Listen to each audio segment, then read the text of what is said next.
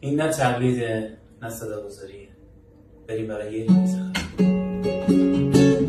تو که بارونو ندیدی، گل ابرارو نچیدی، گله از خیسی جاده های غربت میکنی.